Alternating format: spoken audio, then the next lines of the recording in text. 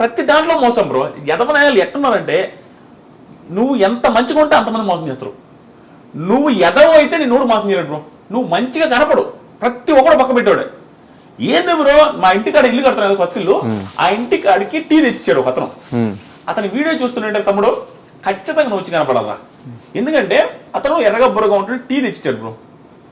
Tea తెచ్చి అమ్ముతా ఉండే, నేను టీ తాగను, అమ్ముతా ఉంటే నాకు కొంచెం ఏదైనా ఇంట్రెస్టింగ్ అనిపించి చాలాసేపు మాడతాను. నీకు కూడా తెలిసిందా, ఆడను వచ్చిన మనం తిన్న కళ్ళు బయట డాబాలు కూడా అందరితో మాడుతుంటా, సర్వర్తో ప్రతి ఒక్కరితో ఏ ఊరు ఏంది అన్ని కనుక్కుంటా ఉంటా. అలాగే వాడిని కూడా ఏం తమ్ముడు టీ, అతను ఏంటంటే లోనాలో వచ్చి ఫ్లాస్క్లో టీ అమ్ముతున్నాడు స్కూటీలో వచ్చి. ఏం తమ్ముడు స్కూటీ ఎంత టీ ఎంత సెట్ కావట్లేదు, ఎడిగిందుకు అమ్ముతున్నావు, షాప్ పెట్టుకోవాలి కదా, షాప్ లేకుండా ఎడిగింది ఎంత సంపాదిస్తున్నావు అంటే రోజుకి 2,000 ఆదాయం వస్తున్నాడు, 30 రోజులకి 60,000 సంపాదిస్తున్నాడు. నేను భయంకర ఇన్స్పిరేషన్ అనిపించిండు. అరే నాయన ఎవడో నేను అన్నిటికీ రిలేట్ చేసుకుంటా, ఎవడెవడో సస్తా ఉంటారు కదరా ఈడు చూడరా నాయన ఈ పిల్లోడు ఎంత బాగా కష్టపడుతున్నాను, నేను మనసులో భలే హ్యాపీ అనిపించి తిరిగేది తమ్ముడు షాప్ పెట్టుకోవచ్చు కదా. పక్కన వాళ్ళని అడిగేది టీ తాను కదా, ఎట్టుందన్నా పలానా టీ ఎట్టుందంటే బాగానే ఉందండి, మరి టీ కూడా బాగుందండి కదా షాప్ పెట్టుకోవచ్చు అంటే డబ్బులు లేవు కదా అన్నాడు. నేను ఎంత ఉడాలనాయాలో చూడు, వెంటనే ఇంక స్పాట్ నేను ఇస్తాను, నేను ఇస్తా అనమే కాదు, అక్కడ మన ప్లాట్ చూసినావు 40 దాంట్లో నువ్వు రేకుల షెడ్ వేసుకో, అడిగేది కూడా చూసుకో, నువ్వు కలిసి నేను ఎప్పుడు అమ్మను తమ్ముడిది, దాంట్లో రేకుల షెడ్ వేసుకొని టీ బొంకు పెట్టేసుకో, ఆ టీ బొంకు కూడా నేను డబ్బులు ఇస్తావు, నువ్వు పెట్టుకో, సెట్ అయిన తర్వాత నాకు ఇద్దు అన్నా. థ్యాంక్ యూ అన్న, థ్యాంక్ యూ సో మచ్ అన్న. అది అన్నాడా. తర్వాత అడగలే మనోడు, టీ అమ్ముకుంటాను ఒక 20 రోజులకు వచ్చి అడిగిండు బ్రో, 50,000 అడిగిండు, 50,000 ఇచ్చారు. ఇంక మళ్ళీ కనాలి, మధ్యలో ఒకరోజు కనిపించిండు, ఏదో జాబ్ అన్నాడు, వస్తానంటూ మళ్ళీ రాలా. చాలా బాధ వేసింది నాకు. అంటే ఆ మనిషి గురించి ఎంతమందికి చెప్పేది నేను నా వ్లాగ్ ఛానల్ కూడా ప్రమోట్ చేసిన అతని చూపించి జమ్ అట్లాంటి వాళ్ళు రాని. కానీ అలాంటి పర్సన్స్ హ్యాండ్ ఇచ్చినప్పుడు నిజంగా జెన్యున్గా ఒకటి వచ్చి హెల్ప్ అడిగితే వద్దురా దండం ఎవరిని నమ్మకూడదు అని నిజంగా హెల్ప్ చేయాలన్న వాడికి హెల్ప్ చేయలేకపోతున్నాం. అట్లా అయిపోతుంది. ఎట్లాంటి నాకు ఇన్నేని బ్రో, నేను హెల్ప్ చేస్తే చాలు, నేను ఎవరిని నమ్మినా కూడా వాడు భస్మం. వాడకు నేను మంచితనం చూసి వీడైతే మంచి ఎరుపప్పు దొరికాడు అన్నట్టుకు వచ్చి శుద్ధి చెప్పి డబ్బులు తీసుకుంటారు. ఏముండదు. ఒకడైతే నా రూమ్లో ఇంట్లో పడుకుంటా ఉంటారు, రేకుల షెడ్ లో ఏసీ ఉంటుంది, ఆ రూమ్లో పడుకుంటా ఉండదు, 2 రూపాయలు స్టూడియో ఒకప్పుడు అందరు రివ్యూ చూసే వాళ్ళు తెలుసు. పడుకుంటే మామ బాగాలేదు మామ 30,000 కావాలంటే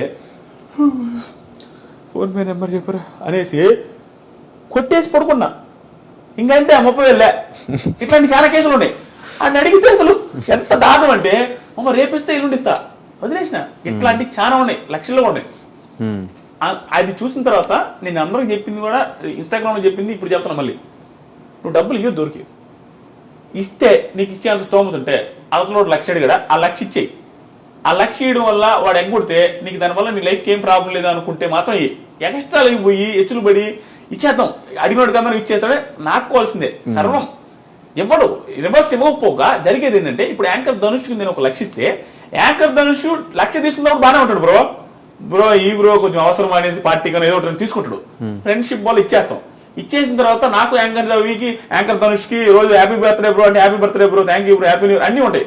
డబ్బులు ఇచ్చిన తర్వాత 15 రోజులు ఇస్తాను యాంకర్ ధనుష్, 16 రోజుల నుంచి నేను మెసేజ్ చేస్తే ఎత్తడు, ఫోన్ చేస్తాడు, ఎందుకంటే అతని దగ్గర డబ్బులు లేవు ఇవ్వలేకపోతున్నాడు అనే ఫీలింగ్ తో అబ్బాయి ఎట్లేదు అబ్బాయి బాగోదనేసి దూరం అయిపోతాడు. మన ఇద్దరి మధ్య ఉన్న ర్యాప్ మొత్తం పద్దాటి నుంచి నేను సీరియస్ అవడం స్టార్ట్ అవుతా, నువ్వు ఫీల్ అవుతావు, ఇంక మాట్లాడుకోవడం మానేస్తావు, శత్రువు వచ్చేస్తుంది ఎనిమి. నువ్వు 10 మందితో చెప్తావు డబ్బులు ఇచ్చింది కానీ స్పీడ్ ఇస్తుంది యాదిరెడ్డి సోది ఆయన కాగా డబ్బులు ఇచ్చిండు అనేసి 4గురితో చెప్తావు. సో నువ్వు డబ్బులు ఇచ్చి 1,00,000 ఇచ్చి శత్రువులను చేసుకున్నట్టే ధనుష్ని. కానీ అదే 1,00,000 రూపాయలు నేను ఇచ్చినప్పుడు ఆ 1,00,000 వల్ల నాకు ఇంపాక్టే లేదు, నా వల్ల పోయేదేం లేదు అన్నప్పుడు 1,00,000 వదిలేస్తే ఇంకా ధనుష్తో నాకు ర్యాపో ముఖ్యమని అలాంటి సిచ్యువేషన్ డబ్బులు.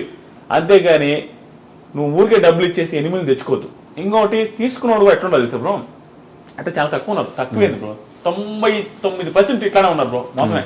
1% మాత్రమే ఒరే వాడు అడగగానే ఇచ్చాడు, నువ్వు తల తాకట్టు పెట్టినా ఏదైనా చెయ్యి, వాడికి అవసరమైనప్పుడు అడిగినప్పుడు ఇవ్వాలి. ఏంది బ్రో నేను నేను 1,00,000 రూపాయలు నీకు అప్పుకి ఇచ్చానంటే నాకు ఆ 1,00,000 అవసరమైన టైంకి నువ్వు ఎగ్గొడితే ఏదో నడుకోవాల్సి వస్తుంది, ఎవరికైనా నమ్మకం ఉంటుంది కదా, నేను ఒకటి నుంచి నేను అడుక్కుంటున్నాను నీకు ఊడి మళ్ళా. ఆ సిచ్యువేషన్ డబ్బులు తీసుకున్నప్పుడు నీకు ఇచ్చిన వాడికి తేవకూడదు, ఊడు కూడా ఇవాళ స్పాట్లో తెచ్చేయాలి ఏదో ఒకటి. అట్లా లేదు బ్రో, అది నాకు బాగా బుద్ధి వచ్చి ఇన్స్టాగ్రామ్ స్టోరీ పెట్టా, ఇంకోటి ఆడుకుని ఉంటాడు, వీళ్ళు స్టోరీ అన్ని పెట్టి పనులకు మహాప్రభాన్ అది 12 లక్షల మంది చూసారు నిజాలు. ఎవరన్నా అడిగితే చెప్తా, వెయిట్ అనగానే ఫోన్ పేలో డబ్బులు వేస్తాం అనుకుంటాం, ఆ లింక్ కాపీ చేసేస్తా, చూసుకోరా ఇంకంతే, అది మించి వేరే చేయలేదు బ్రో. భలే బాధేసింది. కింద కామెంట్లు కూడా ఎవడో గట్టిగా దెబ్బేశారు నేను, ఒకడు కాదు చాలా మంది ఇంకా మనం ఏం చేయలేదు. చెప్పుకుంటే సిగ్గుచేటు సిగ్గుచేటు మనల్ని అంటారు ఎందుకు ఇచ్చా అంత నమ్మకంగా. నేనంతే బ్రో, నేనంతే.